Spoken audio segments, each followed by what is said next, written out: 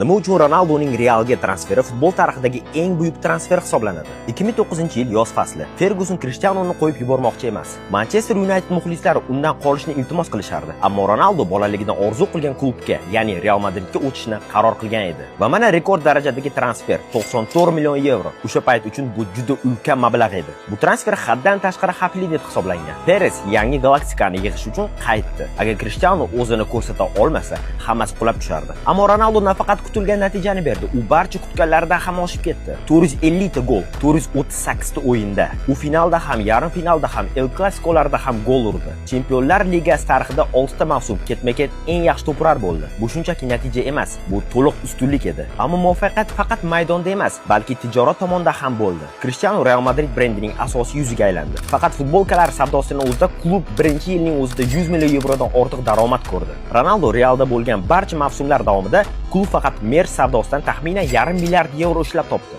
9 yil ichida Krishtianu Real bilan 17 ta sovrin yutdi. Agar faqat Chempionlar Ligasi uchun mukofot pullarini olsak, 2014, 2016, 2017 va 2018-yillardagi g'alabalar orqali Real Madrid UEFAdan taxminan 330-360 million yevro daromad oldi. 9 yil davomida Ronaldo Real Madridga qariyb 1 milliard yevro olib keldi. Aynan shu sababli Ronaldoning Realga transferi futbol tarixidagi eng buyuk kelishuv hisoblanadi.